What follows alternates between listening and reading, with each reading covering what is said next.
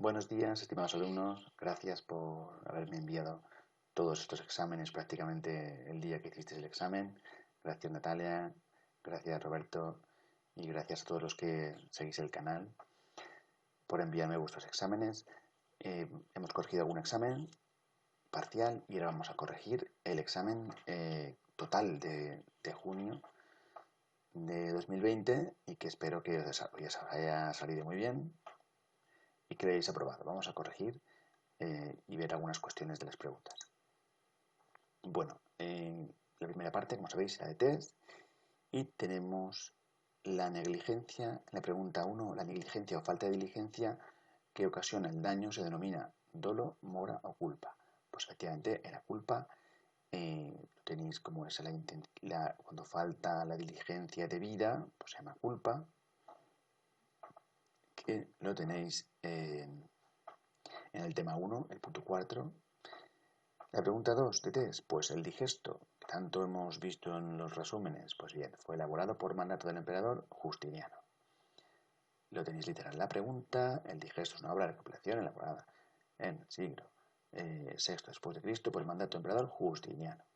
Ya había caído en 2019. Está en el tema 3.2. El silogismo en que consiste la norma consiste en premisa antecedente, premisa subsiguiente y conclusión, tesis, antítesis y síntesis, C, premisa mayor, premisa menor, conclusión. Pues bueno, la verdad es que esto no lo habíamos tenido muy presente en los resúmenes, porque entendí que esto que era excesivamente sencillo, ¿no? Pero bueno, a veces hasta lo más sencillo lo ponen en preguntas test. Pero bueno, en el tema lo teníais. Desde el punto de vista lógico, dice el formato de un silogismo de la norma, pues es premisa mayor, texto de la norma, premisa menor, que sería el hecho o conducta, y conclusión, que sería la consecuencia jurídica.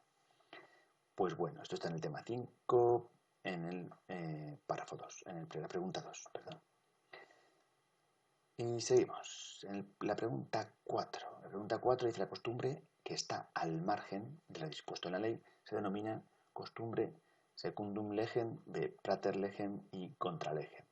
Pues aquí como veis, pues secundum legem sería según la ley, contra legem sería pues en contra de la ley y prater legem solamente os queda pues al margen de la ley, ¿no? Aquí lo tenéis en el tema 3.6, apartado 3. Esto, pues bueno, no lo habíamos contemplado en los resúmenes, pero está porque para que es muy simple, básicamente te lo dicen, ¿no? La respuesta. Aunque está en latín, pero es lo más básico que hay. Pues bueno, aquí lo tenéis. Prater legem, al margen de la ley. El 5. La realidad social del tiempo en que han de ser aplicadas es un criterio interpretativo recogido en la Constitución, el Código Civil y C en el Código Penal. Pues bueno, si hay criterios interpretativos en la Constitución, pues salvo los derechos humanos y poco más, no figuran gran cosa, ¿vale? Entonces tendríamos Código Civil, Código Penal, pues evidentemente el Código Civil. Concretamente el artículo 3 primero nos dice las normas se interpretarán según el sentido propio de sus palabras, en relación al contexto, los antecedentes históricos y legislativos y la realidad social del tiempo en que han de ser aplicadas. Esto que yo ya en febrero del 2019 está en el tema 5.4. Tenemos la pregunta 6. Una norma tiene condición de derecho público cuando A. Regula las relaciones que interviene un ente público. B. Así publicada en el BOE.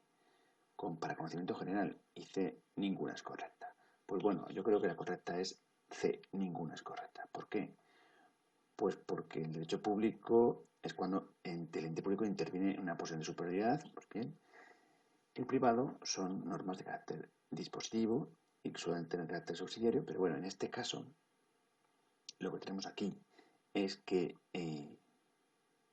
una norma tiene condición de derecho público cuando regula las relaciones en que interviene el ente público. No tiene por qué, porque si el ente público puede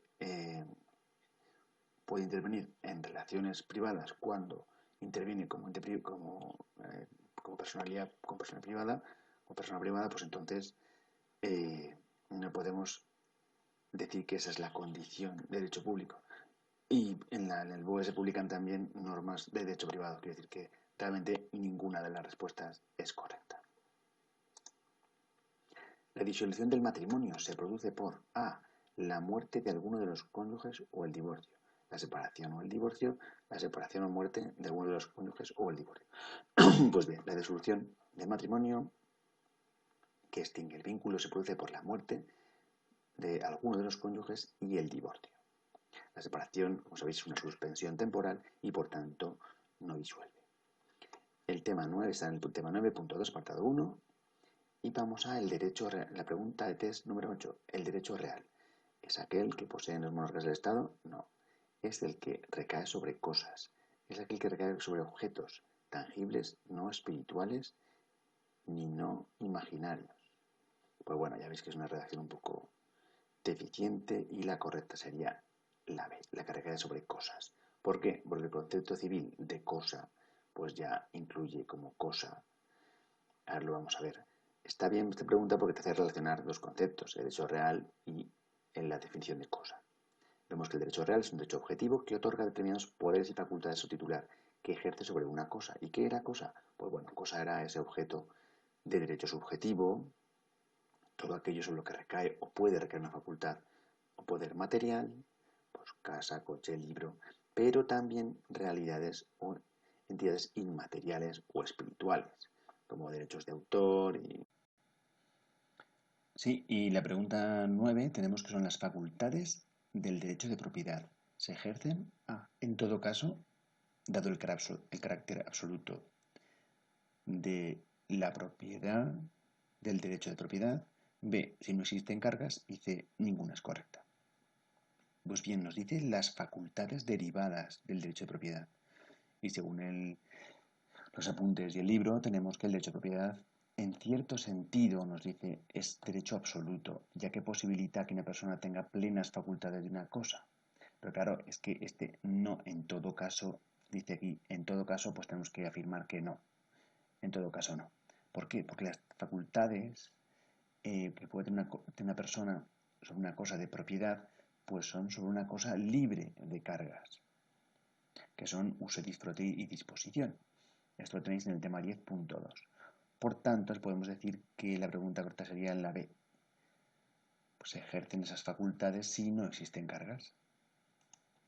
La 10 nos dice la sucesión intestada tiene lugar A. Cuando no existe testamento, B. Cuando el testamento no es válido y C. En ambos casos. Pues bien, sería en ambos casos, cuando no existe testamento y cuando o este es inválido, o no es válido. Luego sería la C, en ambos casos. Tema 9.2, apartado 3. La pregunta 11, el criterio de la familia en nuestros días. A, el patriarcal. B, el convivencial. C, el matrimonial. Ya hemos visto que en el libro tenemos que la historia de la familia como institución social ha representado tipos y clases, no criterios, pero bueno, ya que dice criterios la pregunta, pues bueno, vemos que tenemos la familia convivencial, que es la presente en la actualidad, esto lo tenéis en el tema 9.2, aunque la pregunta no esté muy bien redactada, porque realmente no es un tipo de familia, no un criterio, pues vemos que es la convivencial. Y la última, los animales en sentido jurídico A. Son equiparables a personas, aunque no pueden comparecer en juicio. B. Son cosas, aunque esta concepción está cada vez más cuestionada. Y C. Poseen derechos y deberes, aunque estos últimos son discutidos. Pues efectivamente, los animales son cosas, aunque es muy cuestionable. Y parece inminente una reforma que instaure los derechos de los animales. Pues bien, esto está en el tema 10.4. Ya dijimos e insistimos que los animales son cosas, aunque pues está en revisión o en inminente reforma. ¿Y qué preguntas de desarrollo vienen en este examen total de 2020? Pues bueno, ya veis que la Constitución como fuente de derecho, la unidad del ordenamiento jurídico, validez y jerarquía, o el objeto del derecho subjetivo, es decir, la cosa, y dan tres opciones por ser la convocatoria en COVID-19, pues hemos visto que tenemos tres opciones a elegir una. Bueno, la primera, la Constitución como fuente de derecho, pues la teníais, había caído muchas veces ya, en febrero de 2018 y en otras ocasiones. Y pues ahí lo tenéis.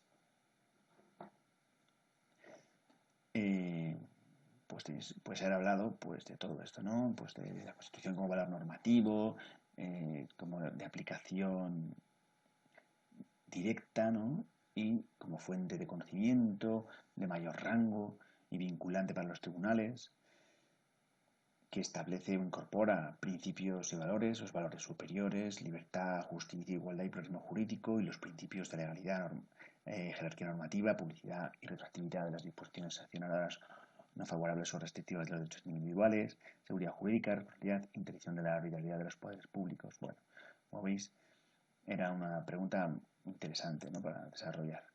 En cuanto a la unidad del ordenamiento jurídico, 2 puntos: validez y jerarquía normativa. Aquí no querían que os extendierais demasiado, sino simplemente en la validez y la jerarquía normativa.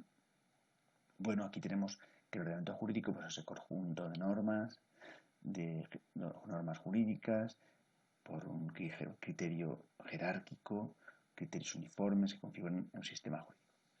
Pues bien, las 3 notas características: unidad, coherencia y plenitud, pues que hablaréis de la unidad. Dentro de la unidad, pues que hay que hablar pues, de la validez y jerarquía normativa, que es este apartado 1 de este tema, de este punto 6. Pues tenemos que la validez es el modo propio de existencia de la norma, pues si cumple una serie de requisitos, que una norma sea dictada por órgano competente con el procedimiento establecido, que no haya sido derogada. Y como vemos, pues no es una cuestión de forma, sino también de contenido. Y nos habla de la cadena de validez, de la que derivan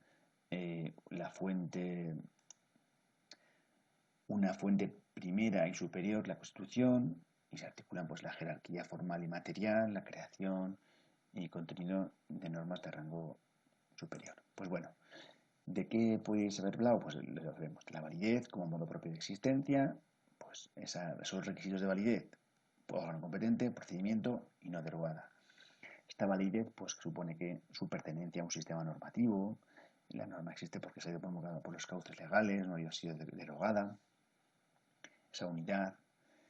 Y luego unos requisitos de validez de contenido pues que no puede contradecir los principios y valores constitucionales. Luego aquí tenemos unos apuntes también sobre la justicia, sobre cuando una norma es justa, cuando se adecua al sistema de valores, cuando es eficaz, cuando se acepta por la sociedad. Y aquí tenemos el sentido vertical a través del concepto de la jerarquía o la jerarquía normativa de nuestra Constitución, y el sentido horizontal, una forma de ordenación mediante la competencia. Y bueno, pues la unidad se comprende mejor con la figura de la pirámide normativa de Kelsen. Y bueno, pues si hubiera escogido el objeto del derecho subjetivo, que es la cosa, pues también ha caído varios años. La cosa, vemos que se tiene por objeto del derecho subjetivo pues todo aquello que recae o puede recaer en la facultad jurídica. ¿Qué es la cosa? Pues un bien material, pero también inmaterial o espiritual, con cierto valor, susceptibles de que recaiga sobre ellos un poder o facultad.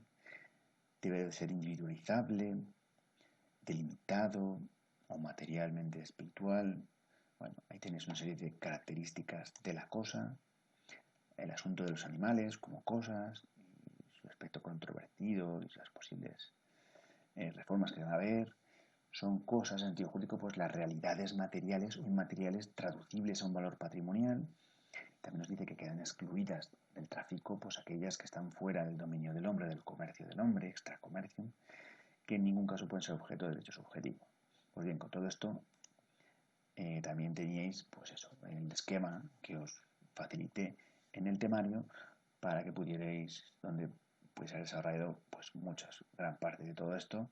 Hablado del objeto, de la cosa, del alcance, de pues la acción, las posibilidades de acción, del sujeto activo, sujeto pasivo, pues bueno, todas esas cosas, y haber hecho un buen examen. Así que espero que os haya salido bien el examen, que os pongan buena nota y que paséis un buen verano. Muchas gracias y nos vemos en el próximo vídeo o en septiembre o cuando vosotros queráis. Muchas gracias por haber estado ahí, por haber enviado esos exámenes y vuestras sugerencias y preguntas. Nos vemos y mucho ánimo.